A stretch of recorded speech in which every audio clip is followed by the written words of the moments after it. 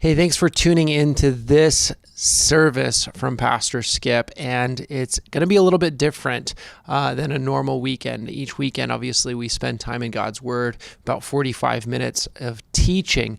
Well, each year we set aside a weekend to focus on Love Bomb and how we can serve and love people that are being affected by terrorism across the world. And that's exactly what we're doing this weekend. So in this video, you'll see Pastor Skip, Pastor Nate, and Lenya, who started Reload Love, talking about our 2024 efforts to bring relief to those who have been affected by terrorism in Israel and Israel's neighbors. So I hope that this is a powerful service for you. I hope that you get a lot from this, and you'll also see an opportunity to give towards Reload Love. Of course, you can always do that throughout the year, reloadlove.com, but I hope you enjoy this message. We call this weekend the Love Bomb Weekend, and this is something that we do as a church every single year. It's near and dear to our hearts. And in a moment, we're going to have an opportunity to partner with God and to give generously to those who are hurting. But first, we're going to get a chance to hear about what we're giving to this year. You saw some of it in that video. We're going to share with you some stories. We're going to share with you specifically what we're giving to. As most of you know, in December, Pastor Skip and Lenya were invited by Joe Rosenberg to be a part of a special delegation to Israel so they could see firsthand the situation that was unfolding in Israel. And what they saw could only be described as heart-wrenching. And they've been processing it. They have yet to be able to share what they saw with the entire church because they themselves still were thinking through and processing what it is that they saw. So we're going to get a chance this weekend to finally hear about their trip. So would you please help me welcome Pastor Skip and Skip Heitzig, a.k.a. Mom and Dad.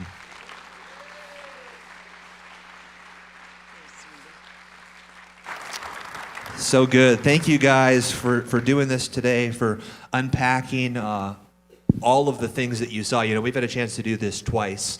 And up until last night, I really hadn't even had a chance to hear about the trip that you guys took to Israel. So it's a special Sunday. Yeah, it was sort of a last-minute ask to go all the way across the world to Israel. We've been to Israel before, but of course, this is much different.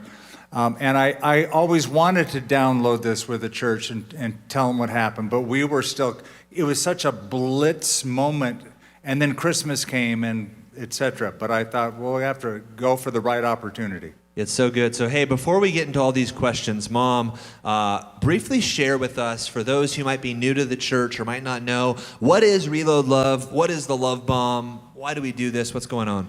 Okay, well, about 10 years ago, I was in the shower. Best ideas come in the shower. Take them more often. I tell my son that. He doesn't listen.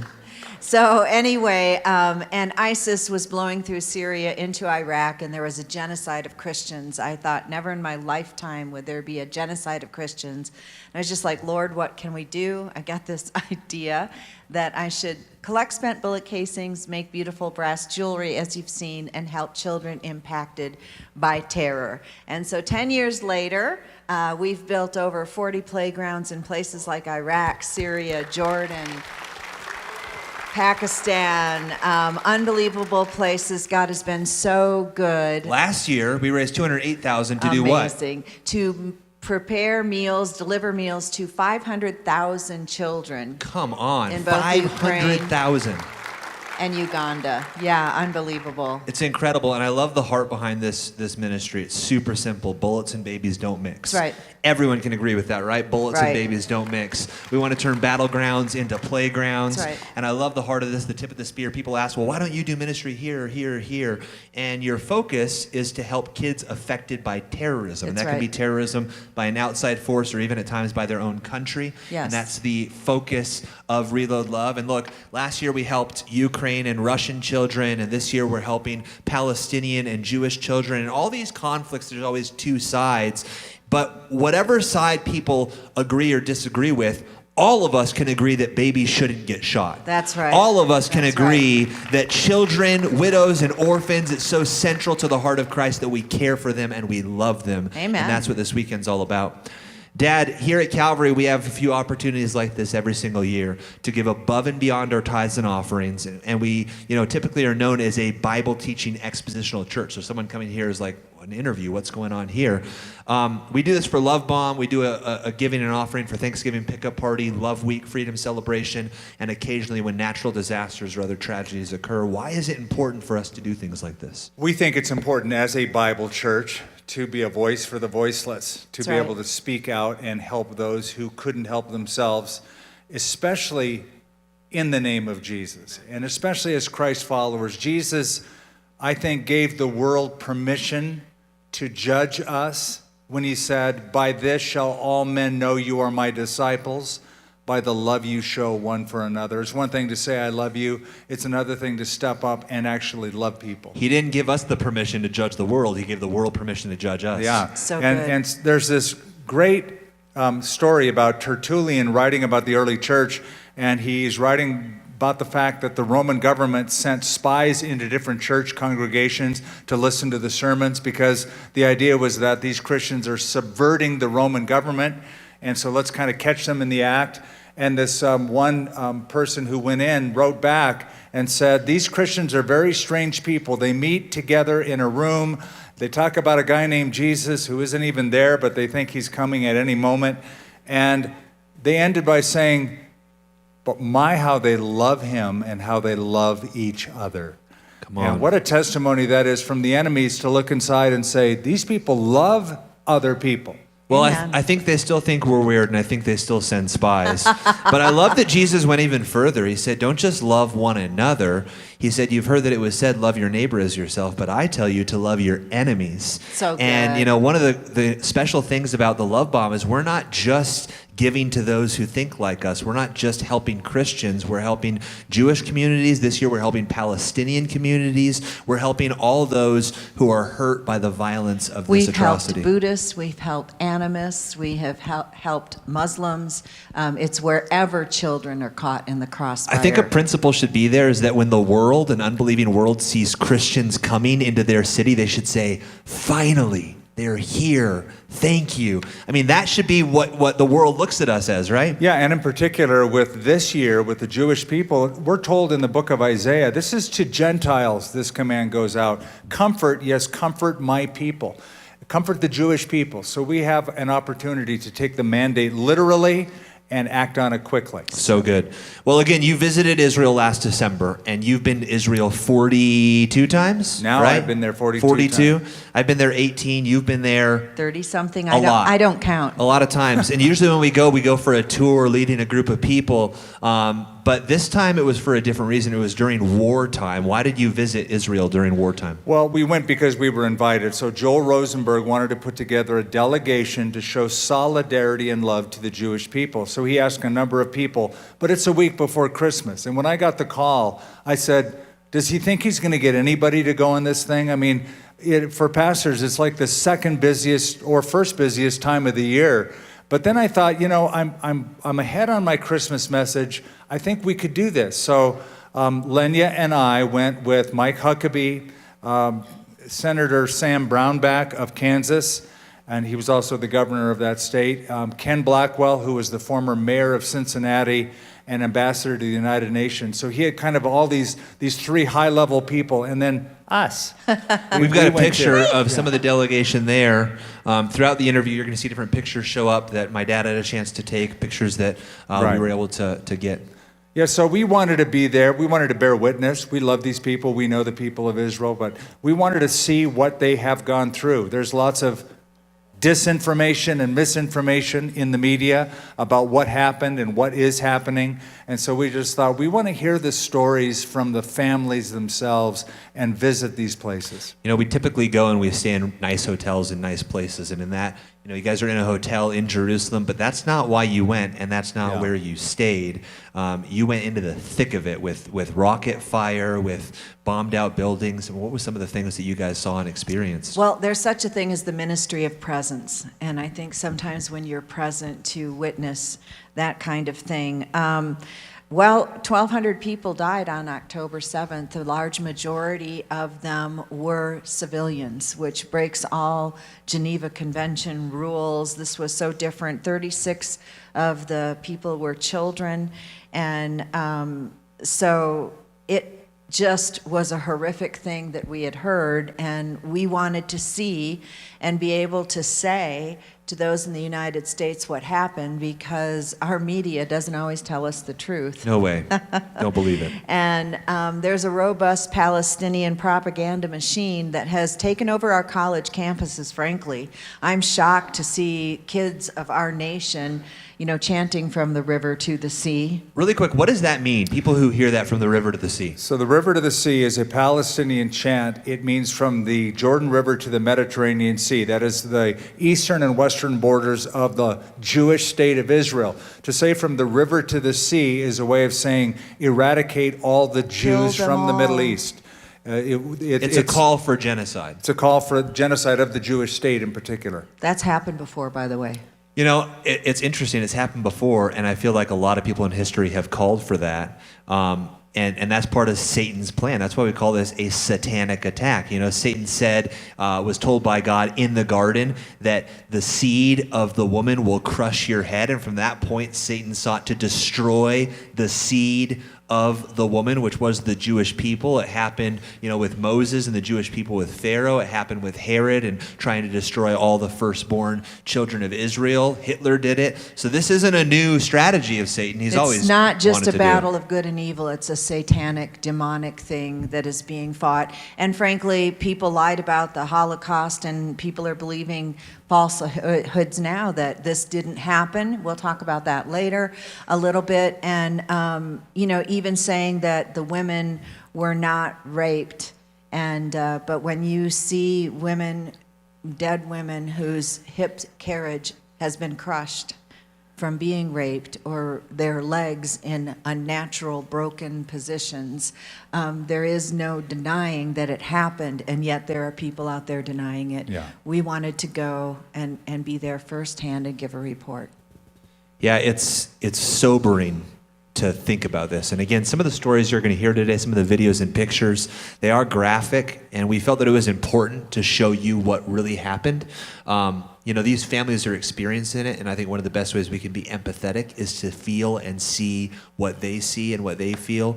But just a warning, if you have kids and you feel like that's going to be disturbing for them at different times, feel free to cover their eyes or cover their ears. Again, these were attacks not on military installations. These were attacks on peaceful communities. Some of the places that were hit the most were kibbutz, which we're going to hear about a little bit later on. But these are peaceful farming communities who don't want war. They don't want to fight. If anything, they want peace with Gaza. Well, you guys were there. There was even rocket attacks that were happening in the city while you were there. In Tel Aviv. So for years, rockets have been sent from Hamas territory, from Gaza, into Israel. And they're not really aiming at anything. They're just hoping it will hit homes or neighborhoods and kill people. That's the idea. So when we were in Tel Aviv, there were 7 rockets shot. We saw the video of them, Iron Dome, shooting them out of the sky right over our heads. Crazy. What did you guys do in Israel? What was the purpose of the delegation while you were there? Well, to meet with families, to talk to those whose family members are hostages on the other side in Gaza. Also to meet with government officials like Danny Danon, who's with Israel's government, Gidon Sar, who's the Security Council member and minister, and to get a briefing from them, from the IDF, when we were in these villages like Sderot and Kfar Aza, these kibbutzim. This photo here, we're actually in what is like the Pentagon. What is the name? It's called the Kiryat, and it's the Pentagon of Israel in Tel Aviv. Yeah. Some of our members were meeting Benjamin Netanyahu Right. that day, and so we were getting briefings from the head of their communications, Right.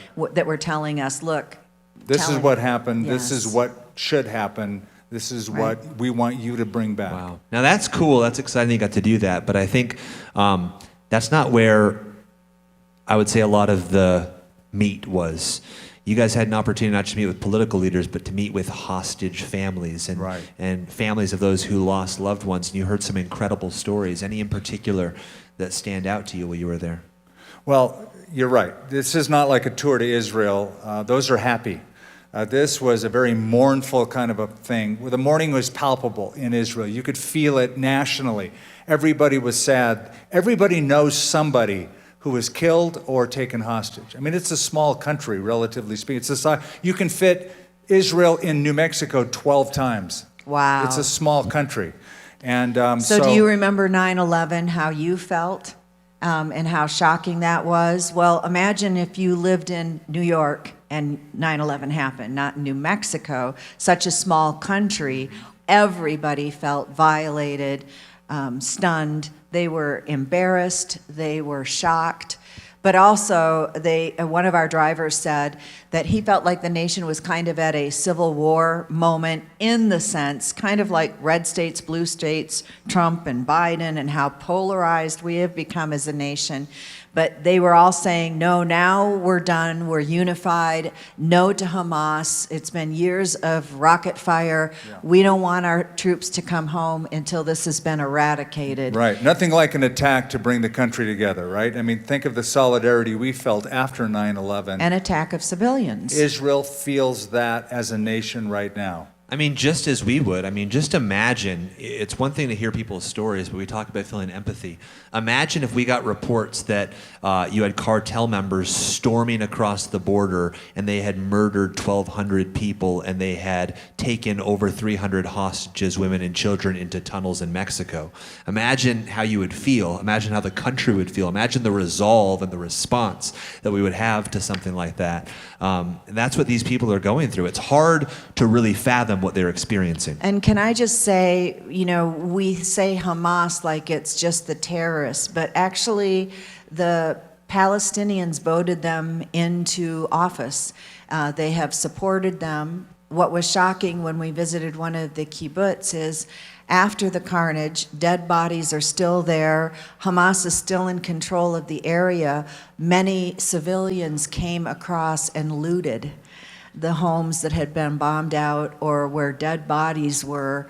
And so there's some culpability for the citizens of Gaza as well. And just keep something in mind with this whole Gaza thing where people say, well, Israel's occupying that territory. Israel pulled out, deoccupied that territory and gave it all under Palestinian authority. Rule. Everything. They forced their own citizens out of the area to Israel, so that since 2005, it has been completely owned and operated by Gaza. Now, I want to say, too, that doesn't make it any more acceptable or less heartbreaking to hear that Palestinian children are getting killed as well.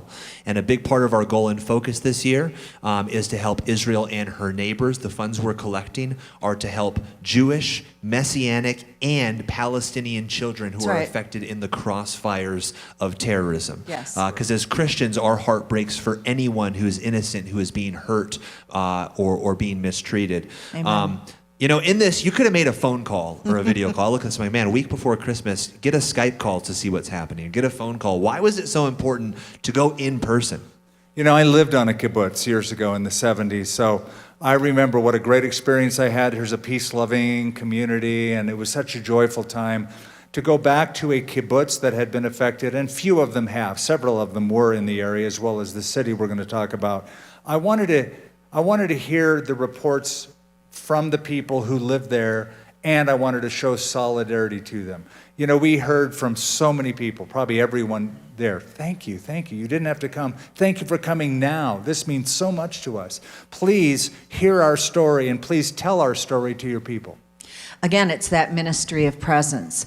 The other thing that's different from all the other times is we traveled in armored vehicles. We had to wear bulletproof vests, and was recommended we wore helmets, but who wants helmet hair? If you're going to take people who don't want to get shot in the head. Right, I know it's bad. And we were told we're in a war zone. You can see I was helping Mike Huckabee put his vest on. We were all trying to get ready. And while we were there, you could hear bombs, artillery, and bullets. And I got to tell you, I flinch. a really, like a cartoon character flinch. And at one point, one of the IDF officers turned to me and he said, "You don't have to be afraid. Those are our bombs." And I'm like, you know what? I can't tell the difference between our bombs and their bombs. I just know there's bombs going off. It's loud. It's loud. Right. Yeah. And they told us, when we got off the bus, they told us the first thing, you are now in an active war zone. And that's the first statement. Not a Call of Duty war zone, an actual war zone. It's an active war zone. If you hear this siren and this announcement, you have 10 seconds to get to a bomb shelter. And everywhere we went, they pointed out the nearest bomb shelter, of which you have 10 seconds to get to. It makes our problems feel so insignificant, doesn't it? I mean, when you're having to distinguish good bombs from bad bombs, when you're having to live on a daily basis 15 seconds to get to a bomb shelter, when you're hearing about these things that they're experiencing, I'm mad when the line's too long at Starbucks to get my Americano. Well, you shouldn't be at Starbucks. You should be at Sopo. Sopo. Fair point. But it makes our problems feel insignificant, doesn't it? Yeah. Doesn't it make the things that we as Americans complain about feel almost trite and trivial when you experience what other people are going through?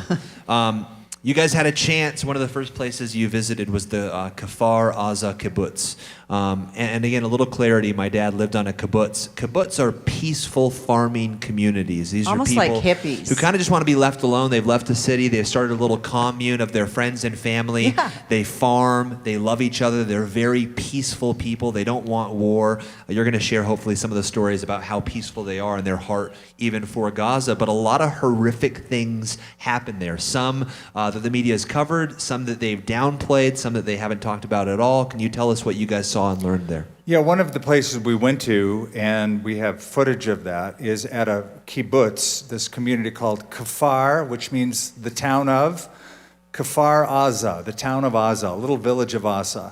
And it's about 3 kilometers from the border with Gaza, the Gaza Strip. Only about 800 people. Yeah, and on that day, October 7th, 62 people in Kfar Aza were killed by terrorists, and 19 of them were taken hostage across the border. 1/5 of the entire village. So the attack happened from the west side, where the Gaza border is, and on the west side of the kibbutz, we were taken to this little row of houses where young families had moved. They're raising young children. So the first flank of attack was against these young families with their young children. The head of that area, kind of like the mayor of that, his name was Ophir Libstein, and he came, they had an armory. Israel used to have guns out all the time, and on the way to protect the kibbutz, he was killed. And his mother-in-law was being cared for, by a senior caregiver. They both died. And they didn't find his son for a while, Nitzan, but he also was killed. It was post-apocalyptic, wasn't it? He was killed in this house. Yeah, he was killed holding a safe room door closed to protect people. Yeah. And then his cousin, Netta Libstein, heard that his father, mother-in-law, or grandma, so he had a fiancée. He ran to those row of houses for young people. They threw a grenade in. He picked up and threw it out. They sent a second grenade. He picked it up and threw it out. Third time, he didn't have time, so he threw himself on the grenade to protect his fiancée. And she had bought her wedding dress. They were having plans for the future. She has survived, and she's trying to live well in honor of him.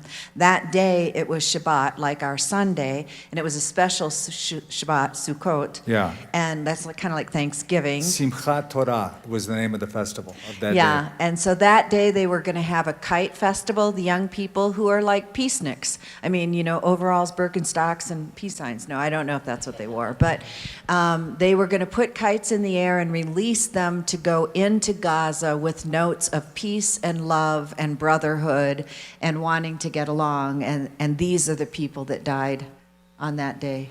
These stories are just, these are just snippets of stories. And the reality is, we talk a lot about at Calvary, we're all about the numbers, because behind each statistic is a story. Behind each number is a name. Behind each hand is a heart. And every one of those 1,200 people who died has a story like those two that you just heard, heart-wrenching, tragic, heroic stories. And again, I just put myself in this situation. Imagine if you were in that situation. Imagine if someone came into your home and killed your kids, your grandkids, your wife, your brother, your sister. If you had to make a decision to jump on a grenade to save your fiance. Imagine having to make those decisions in that scenario. I think it's important for us to hear the stories again, because it makes us empathetic and it makes us realize, I can't imagine what that would be like if it was me. One of the Israeli press people that were coming with us, he showed me where the people who cleared the bodies had written on the homes, two bodies were found on the couch. This salon was covered with body parts, which would have been the one from the bomb. And the people who collected these bodies were the Orthodox group of people that handle bodies religiously, not just medically, so that they were honoring them, covering them, doing all the things. And even those people are traumatized because they've never had to come in and recover, such chaos of beheaded, maimed people. Right. This was not a military fight. This was an attack by a militant group in Hamas to citizenry unsuspected in Israel. Your next stop was a town called Sderot, which we have little stickers that were on your seat. I think we might have ran out of them, so you might not have gotten one. But it says, I love Sderot. It's one of the cities that we're focusing the love bomb on this year. It's a city comprised mostly of Russian and Ukrainian refugees who have come into Israel, right. who have Jewish They're ancestry. very poor. And this city is no stranger to warfare. This was just another one of many terrorist attacks they experience on a daily basis. It's known as the bomb shelter capital of the world. Children there have been experiencing PTSD because of ongoing rocket attacks that come from Palestine for years.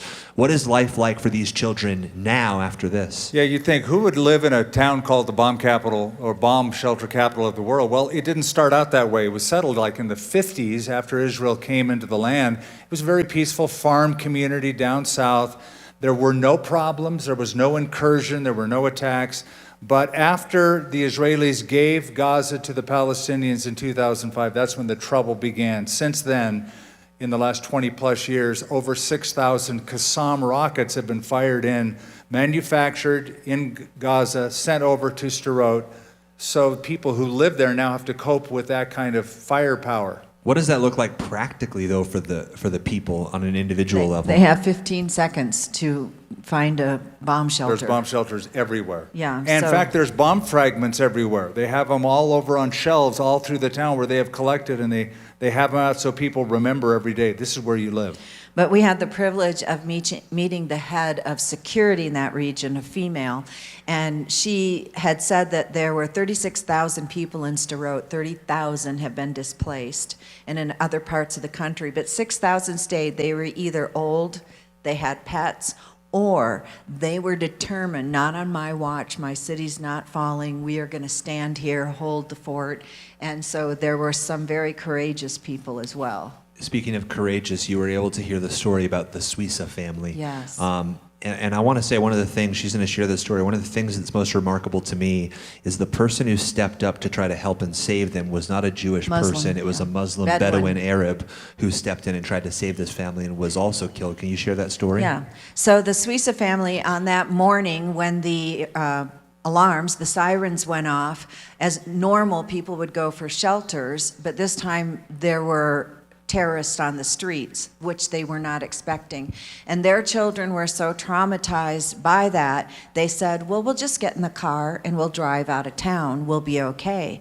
So we see this footage of the roundabout in central Sderot, and you hear the things, and then there's these trucks souped up with guns and things, and you see that come through the roundabout, and then you see the Suissa's car. You're thinking, who would bring a car out? But they weren't expecting people on the street. And then they see Hamas.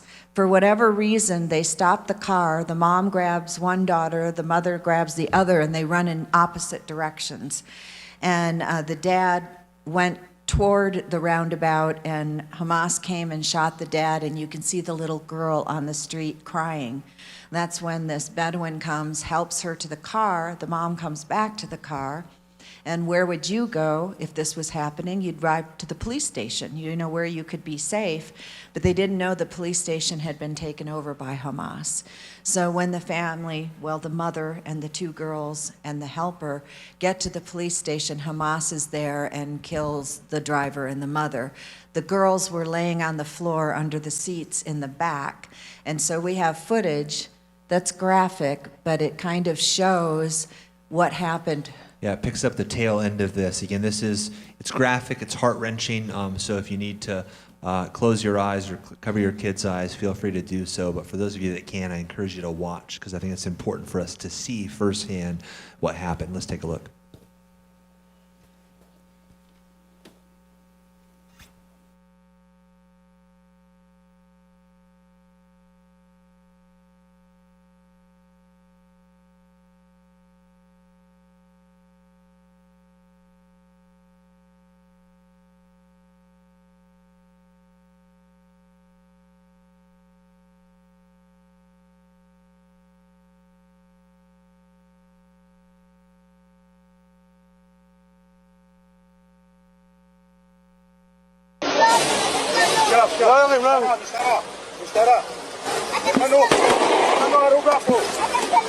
כן, חמודה, כן.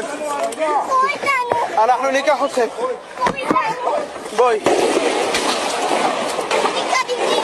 אז בסדר, אני איתך.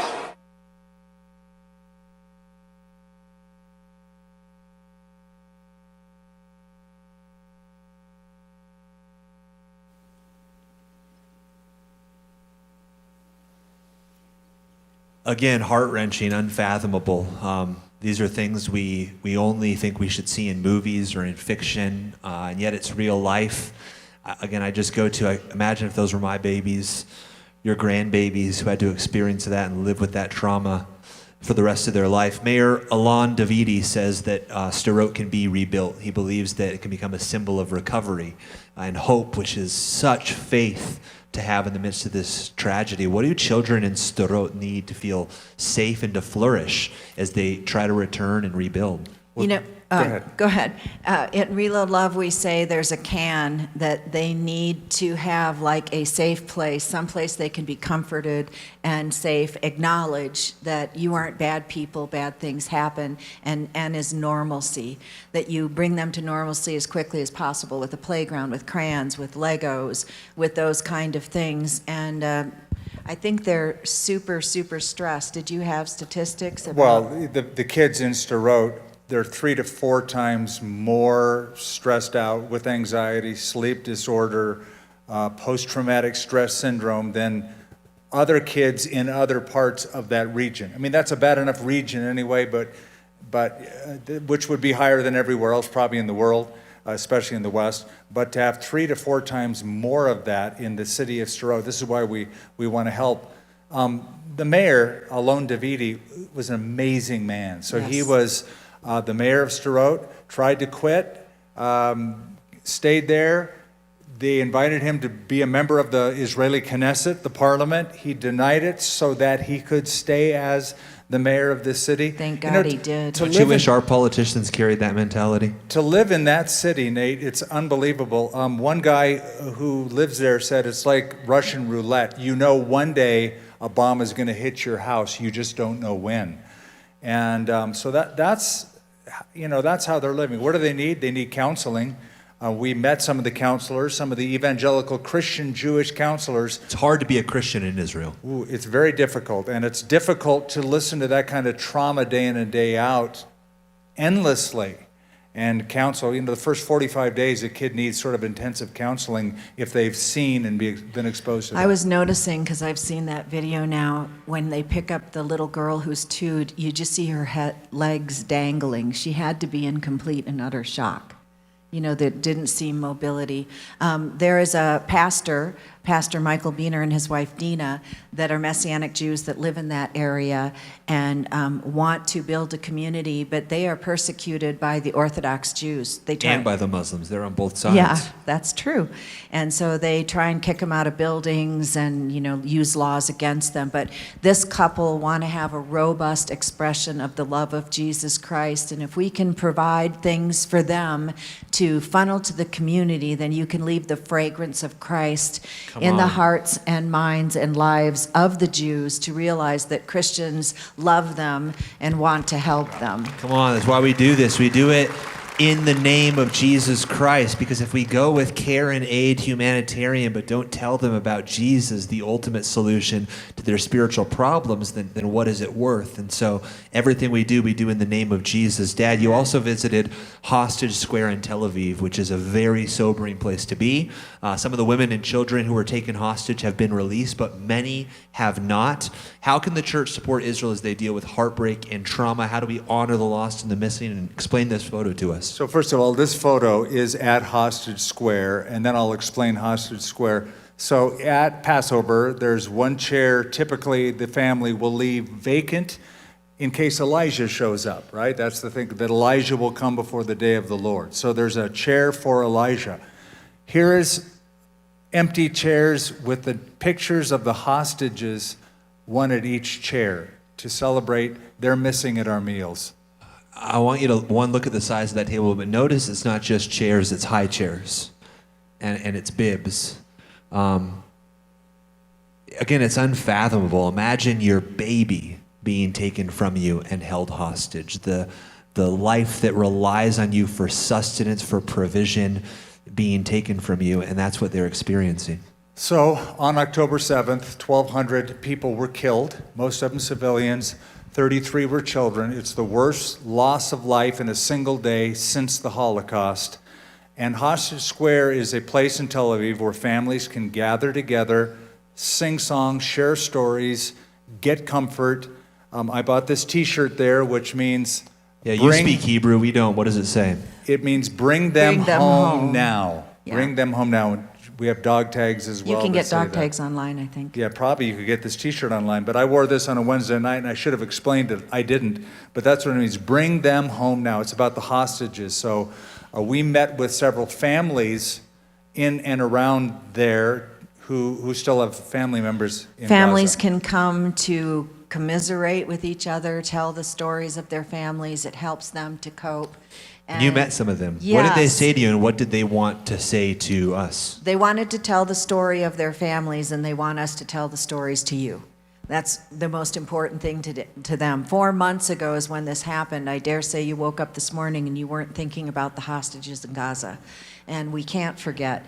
So we met Daphna Sala, and she told us that on that day, 12 of her family members were either kidnapped or killed, which is staggering.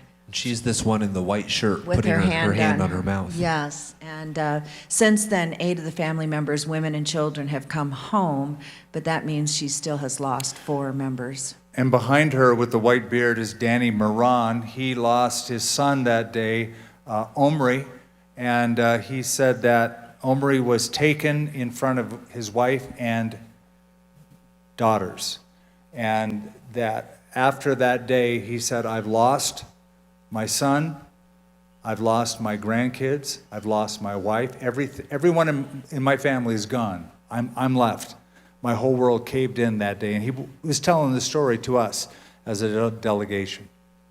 We also have a video from a man that you all were able to talk to who also experienced significant loss and has a message that I think we should all hear. So let's take a look at that video.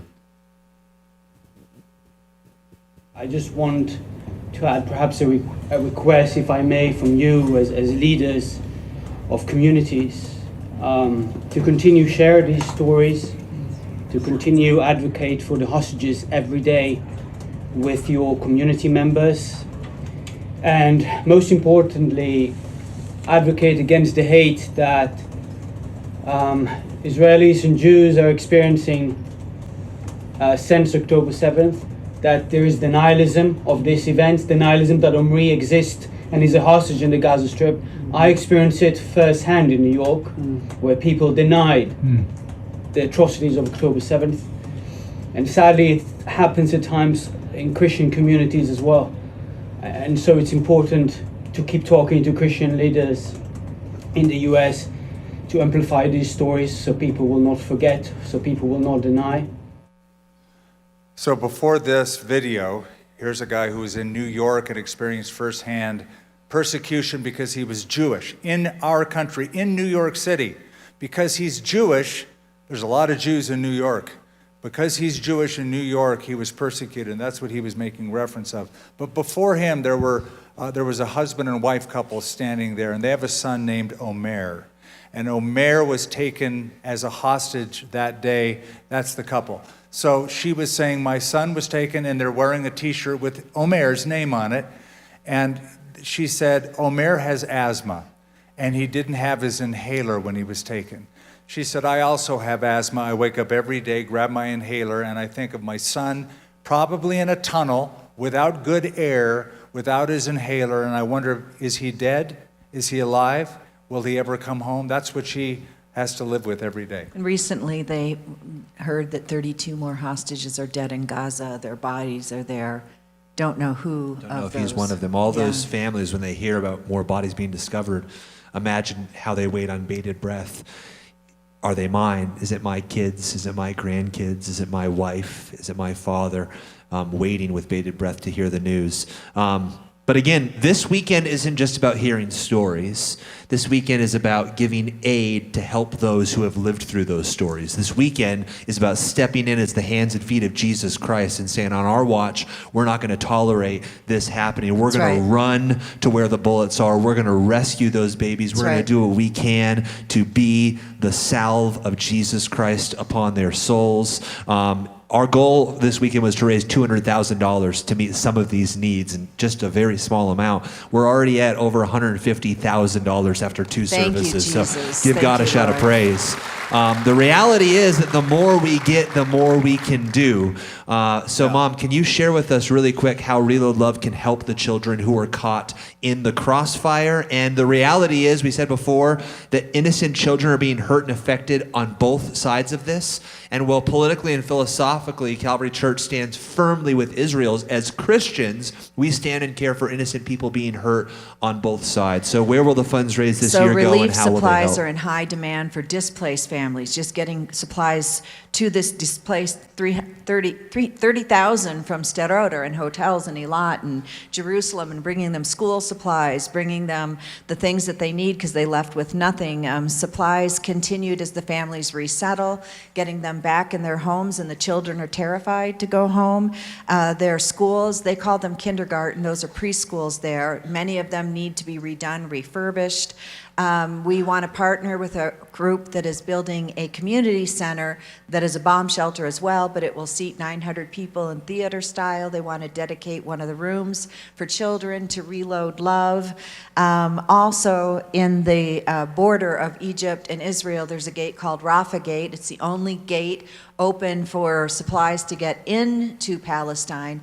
There's a pastor in Egypt who his wife and children were in Gaza when this happened. She is Palestinian.